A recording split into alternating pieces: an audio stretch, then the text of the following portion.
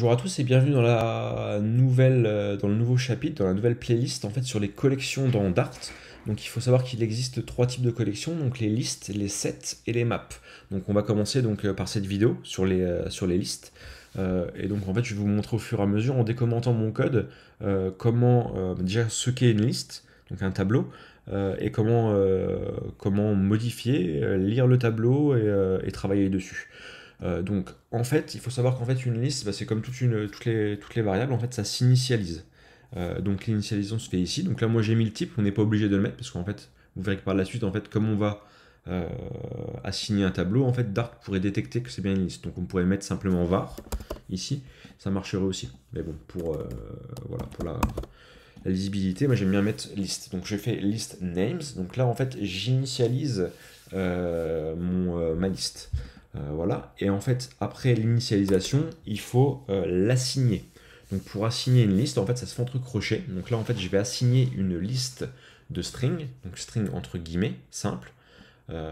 Voilà, je mets en première entrée Olivier, deuxième entrée Simon et troisième entrée Baptiste. Il faut savoir que j'aurais pu faire mon initialisation et mon assignation en même temps. Là, rien de plus simple. Et ben, j'aurais dû faire juste ça. Et souvent, donc voilà, là ça marche aussi. Souvent dans du code, en fait, vous verrez qu'en fait au début des fichiers, en fait, on initialise, donc on met juste le nom de la liste, et ensuite quand on en a besoin, là, en fait, on assigne dans le code plus bas la liste. Donc en général, si on sait déjà ce qu'il va y avoir dedans, on fait ça comme ça, et sinon, en fait, si c'est par la suite dans le code, quand on va charger un tableau, ben, on le fait par la suite. Donc c'est pour ça qu'en fait, c'est important de savoir que on peut faire les deux. Donc en fait, si j'imprime ma fameuse liste, donc de names, de noms, ça doit me mettre les noms à l'origine sont Olivier, Simon et Baptiste. Donc là, ok, pas de problème. Donc ma liste est bien celle que j'ai assignée. Ensuite, on peut enfin modifier. Non, pas modifier, j'en suis pas modifié, j'en suis à la lecture. À la lecture, on peut lire seulement une entrée du tableau. Donc une entrée, il faut savoir en fait que le langage Dart vient du C.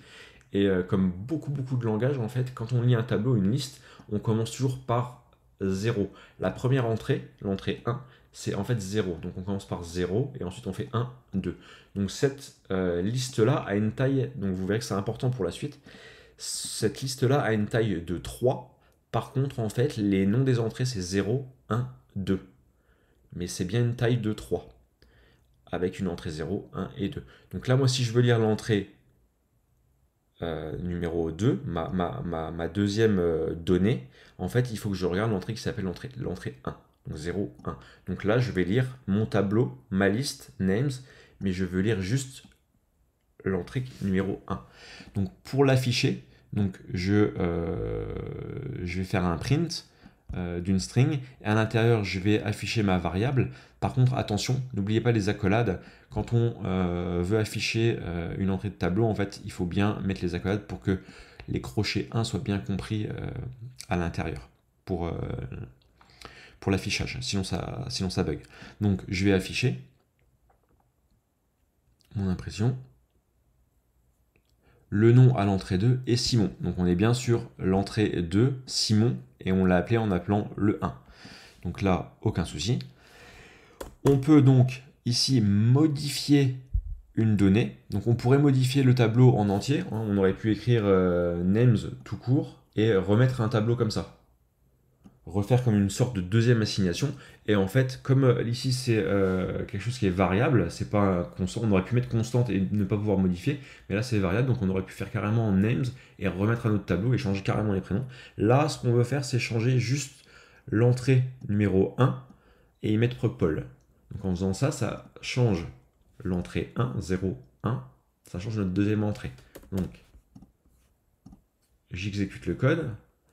Les noms après modif du deuxième, c'est bien Olivier, Paul et Baptiste. Donc là, on a bien modifié une seule entrée de notre tableau, l'entrée numéro 1.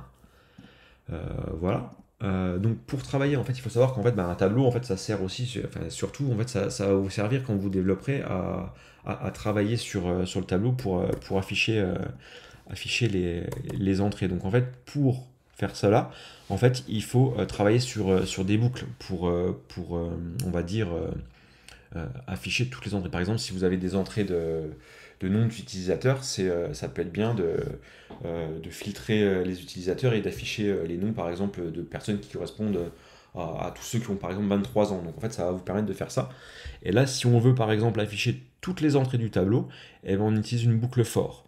Donc, la boucle for, je vais vous montrer. Alors, je vais par contre commenter ça. Alors, hop, je vais laisser ça commenter.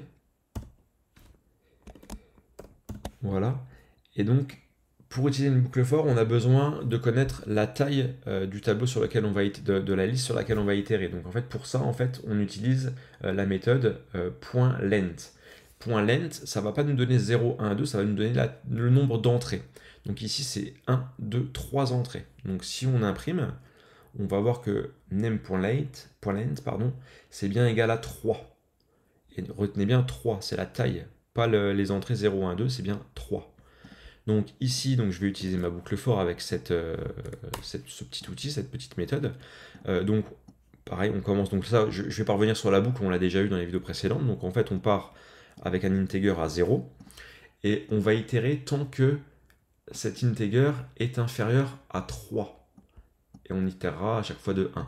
Donc là, on va passer sur l'entrée 0, parce qu'on commence à 0. Après, on va prendre l'entrée 1, l'entrée 2, et quand on arrive à l'entrée 3, là, en fait, 3 n'est pas inférieur à 3, c'est égal, donc en fait, ça va s'arrêter, la boucle va se couper, donc en fait, ça affichera bien 0, 1, 2. Donc, je valide, j'exécute, et là, en fait, il y a bien l'itération qui se fait. Olivier, Paul, Baptiste. Donc, ça, c'est pour vous expliquer donc, le fameux for pour itérer sur le tableau. Et en fait, quelque chose qui est beaucoup plus pratique et qu'il faut utiliser en Dart pour itérer sur un tableau, c'est beaucoup plus petit, c'est beaucoup plus simple. En fait, c'est le for in. Donc, le for in, en fait, ça va itérer sur un tableau, sur la totalité du tableau. Donc, ce qu'on fait, on invente une variable. Donc là, en fait, elle n'existe pas. En fait, elle est créée ici. Donc, en fait, l'initialisation, elle se fait ici. Donc, en général, on prend le singulier donc de la liste. La liste, en fait, on la met toujours au pluriel parce que justement, on va utiliser des for in et en fait, on va utiliser des variables, on va les initialiser. Et donc, en fait, ce qui est bien, c'est de faire au singulier pour faire en fait à chaque fois le print, par exemple, là d'un nom au singulier sur un tableau qui contient plusieurs noms, donc au pluriel. Donc, en fait, c'est un peu, c'est ce que tout le monde fait. Vous verrez que quand vous développerez, vous verrez beaucoup ça. Donc là, on a initialisé donc, une variable qu'on appelle name, et on va itérer à l'intérieur du tableau names, de la liste names.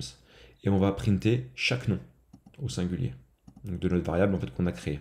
Donc si on lance, vous allez voir que ça fait exactement la même chose, mais en beaucoup plus clair, en beaucoup moins de code. Donc en fait, c'est ce qu'on utilise beaucoup dans Dart pour les listes. Donc voilà, je vous conseille vraiment de vous approprier ce for in pour pouvoir travailler par la suite. Voilà, et bien à tout de suite dans la prochaine vidéo.